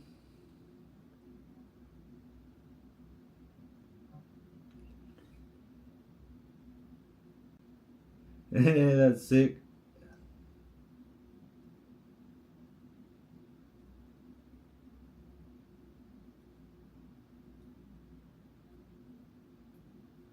Your little Ampero one's touchscreen shit the bed. So Splawn Nitro there. Splawn are pretty sick amps for sure. Right now I've got my MI on to, you can't like the, I suppose if I, so this is like the KSR series one. If I'll let this one warm up a little bit because I've got my Revelations in the loop right now. And I've gone through this before, but with my pedal board, what I've got is like an amp switching system. I've got a KSR series preamp pedal that can then run into the Rocktron solid state power amp. And then I've got what's called a Boss ES8. So the Boss ES8, you can program it so you can rearrange the order of pedals. It's a loop switching pedal, so you can plug 8 pedals into it. And then what I do is I've got loop 1 is the preamp and overdrive loop of the Boss ES8. So when I want to use the preamp pedal, I've got the Tube Screamer, or this one right now, the KHDK Paranormal 2 that runs into the KSR series to boost a preamp. So it's the case when you're treating it as a preamp, I can take it out of the loop of like, so there's a loop section because I've got the Boss ES8 in what's called 4 cable method. So that means like when I'm using the heads, they've got the effects loop. So then I put all my time-based effects in the effects loop. When I'm using the solid state power amp, I've got to simulate the effects loop by positioning delays and reverbs and that after the preamp in the loop. So you get rid of the effects loop and it's like everything's going into the front of an amp, but the amplifier is just a a power amp, essentially. It does have like a reactance and a definition, which is basically a solid state resonance and presence. And that's basically what I do.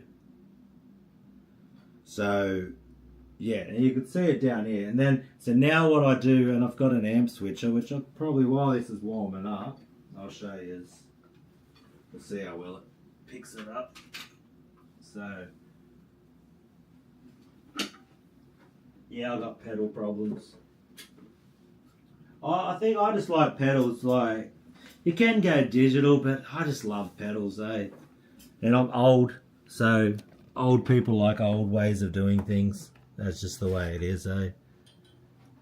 So, when you look down here, let's see if it'll... So what we've got here is we've got that's your Boss ES8, this one right here. And then, yes, I'll just go through this. So that's your KSR series, that's the preamp pedal, okay? And then what happens is I've got, that's a Gary Holt. I run that into the KSR.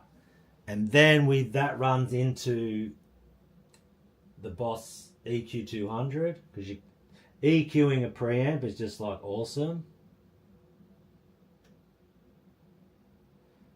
Right, this definitely wouldn't be a good live rig.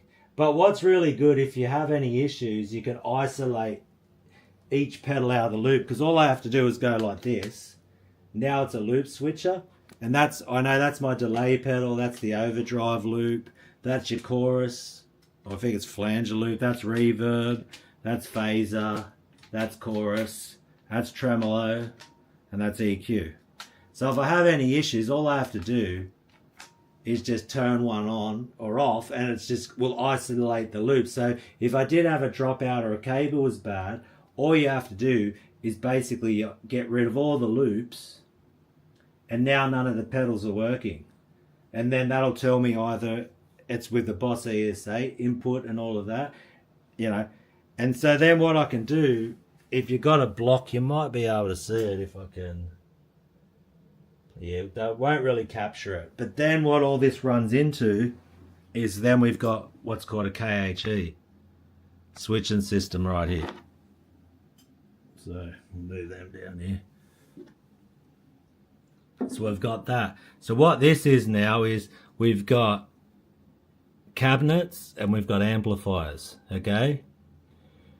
So all I have to do is, number one is the revelation, and that's basically because I've only got a 4x4. I have to only use one at a time now. So that's like the stack of amps for channel 1. This one's the EVH.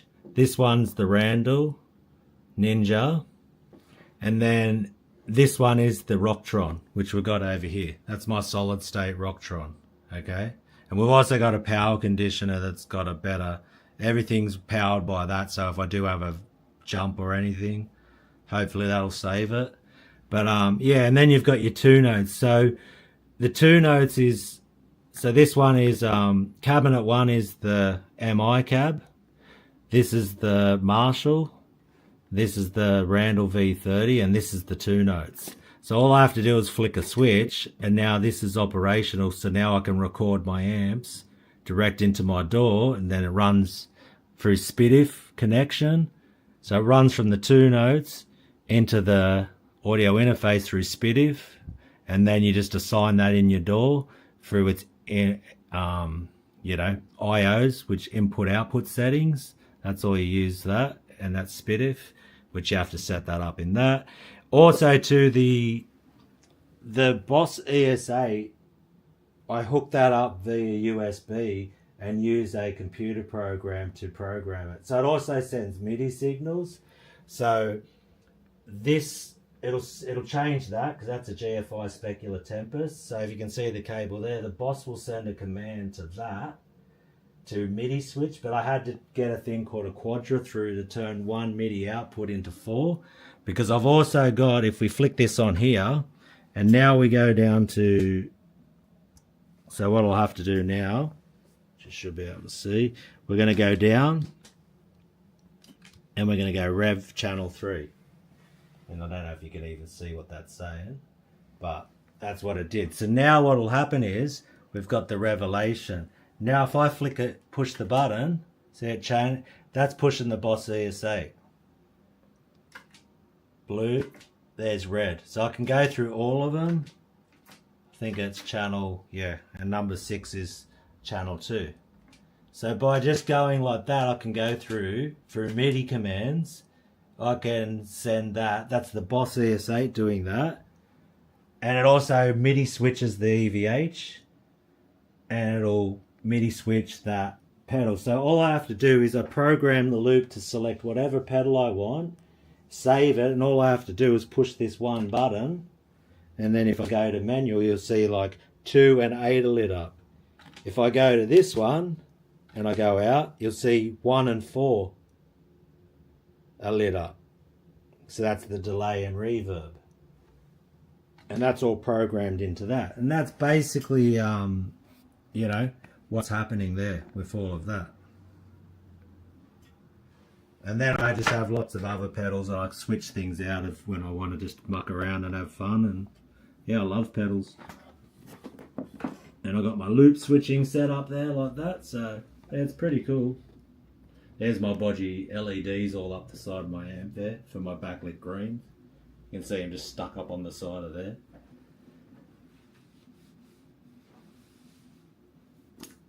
It's, man, hey, I've got over, each one, see the loop switching box right there, each one of these amps you have to have like 2 lots of effects loops, so each effects loop runs back to the switcher. So I've got that then I've got each one of the quad boxes, so the Marshall, the MI, the Marshall and the Randall is hooked up in the switcher. So all I have to do is flick a switch and I can select any of these amps or pedals I want. We'll put that like that. We've got that. So, and I've got this turned down way more than I would if I was, you know, it's going to clip out this in-room mic that I'm using for this live stream. But all I have to do now, we turn off the KSR, or use my tube screamer, turn this one on, we go like this, channel blue, yeah, why are we not? There we go. That's what we want. So the blue channel. Then what we'll do, we'll go cabinet 3 for the V30, amp 1 for my Revelation.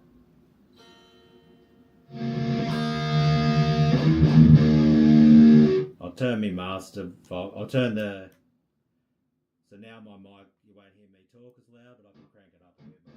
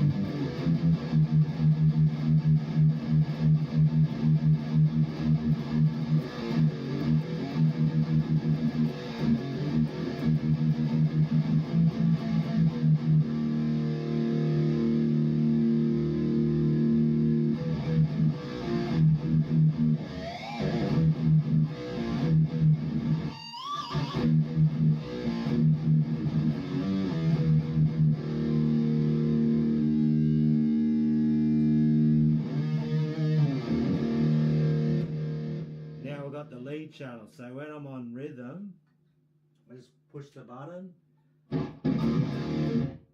or just, you know, no delay, reverbs.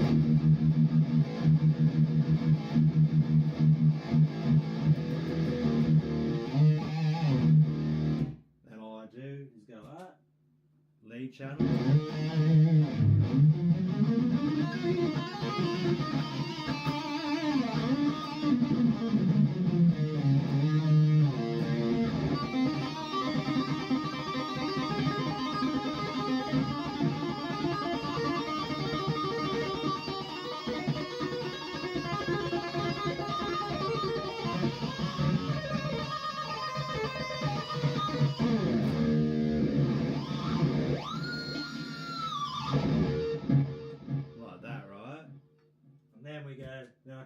that. Got the blackout pickup, probably not the greatest for cleans, but straight to cleans.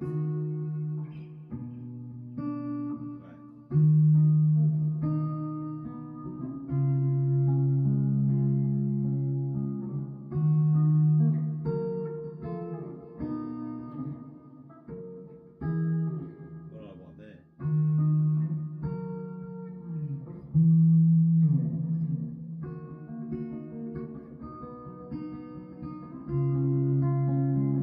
I could do some.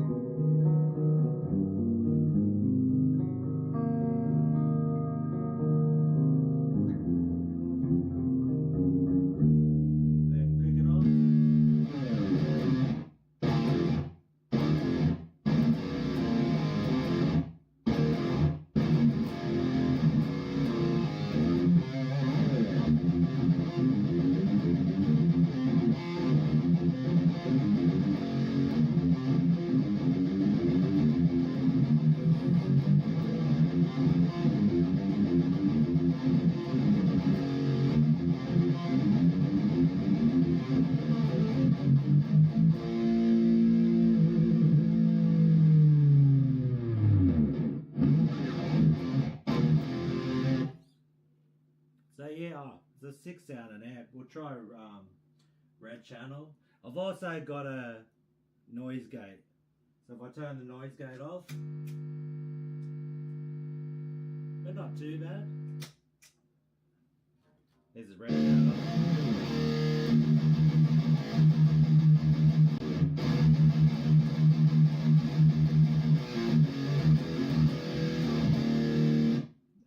And this is blue channel. I've got to turn the low end up a bit more on that one. We'll EQ this one a bit.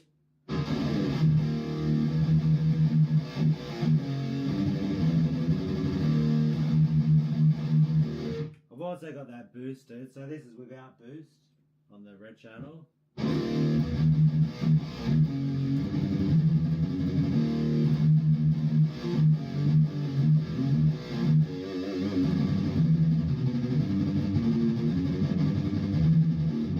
Which I'd probably, take a bit of low end out, put a bit of, bit more, tighten it up a bit, but I like it with a boost. Another thing you can do with this Revelation is it's got a switch for the feedback loop. And what you can do, so that's your presence and depth control in the feedback loop.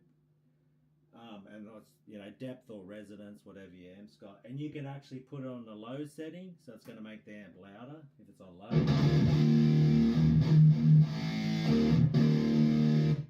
Or high setting, so it's going to be more effect. Or if you want, you can turn the feedback loop off completely and disable the presence and depth control.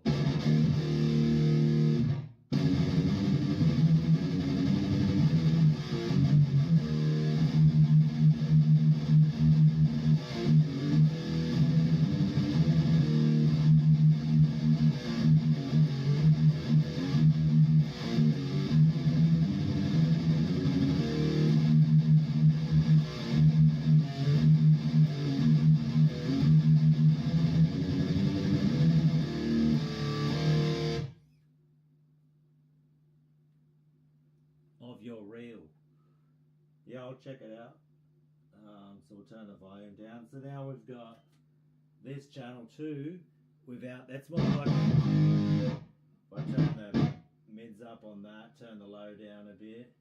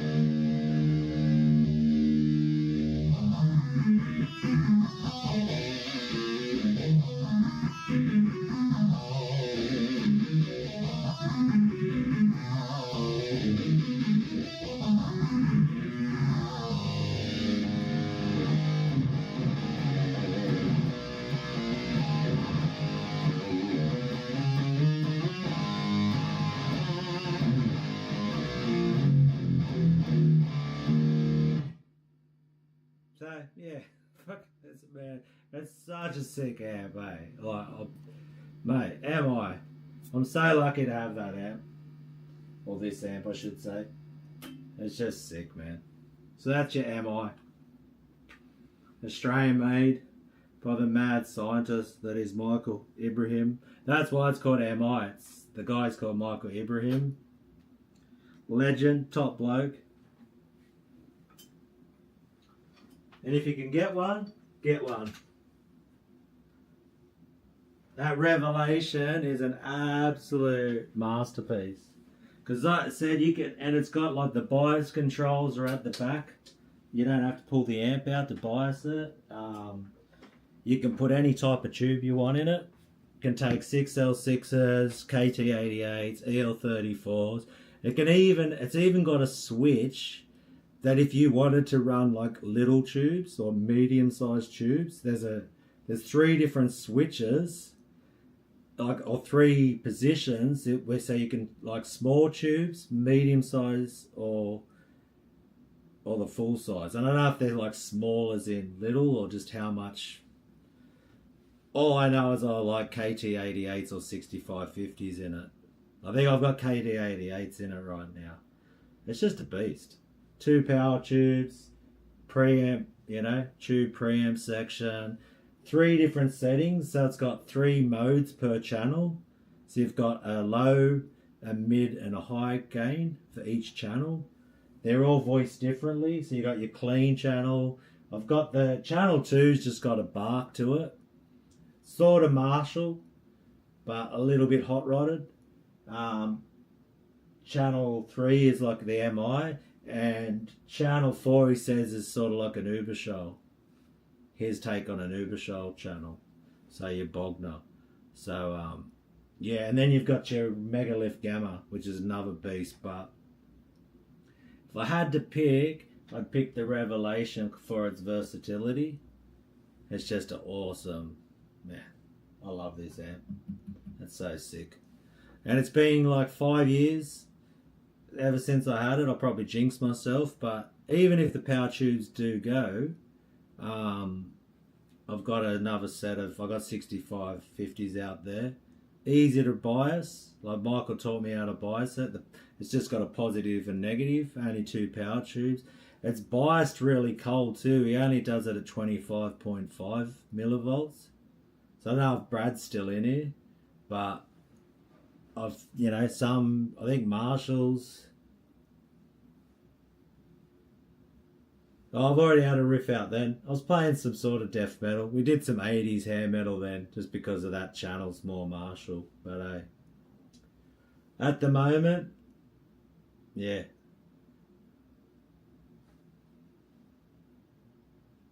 Play some death metal riffs. Oh yeah. I suck at covers, bro. Just don't tell anyone, okay? I'm trying to just light it on my Catfish because I can't play covers all the way through. So, but I suck at covers, mate. There you go. I said it on a live stream. Everyone knows now. But yeah, no, it's the Australian made MI. So I've just got my I know a couple of riffs, but yeah. All I do is tremolo pick and do a couple of diminished scales and some things like that. And that's what I've been doing for the last 2 years on here. So that's it. All good, man. But what is the time now? 5:58. So I've been on here, how long we've been going for now? Oh, over 2 hours. So I'm going to go make some dinner. Sorry, Yanni. But like I said, I don't do covers because I suck at them. It's okay. It's okay to suck at covers. I'm not proving anything to anyone, man. I'm just having a bit of fun here, as I always do. That's all it is. That's all it's ever going to be, man. And hey, people have enjoyed it so far, so I'll just keep rolling on, mate. Just enjoying. Got through another week of work, and yeah, I'm going to go make some dinner. Have something to eat. I'm pretty bloody hungry, to tell you the truth. So yeah, what have I had today? I only had a steak at work. A steak with some cheese and a banana. Took a steak to work today, so gonna go cook up some food. So hey, thanks for hanging out. Sorry if you just got here, Yanni, and I'm been here for over 2 hours. It was just after work live stream. And thanks, yeah. Thanks for tuning in. Thanks for supporting the channel. Thanks, FWH. You've been here since the beginning. Home Metal Studios, thanks, brother, for staying around, watching. Dirt Racer X, he's one of my friends from Facebook. He's been supporting me for years. Inner Druid.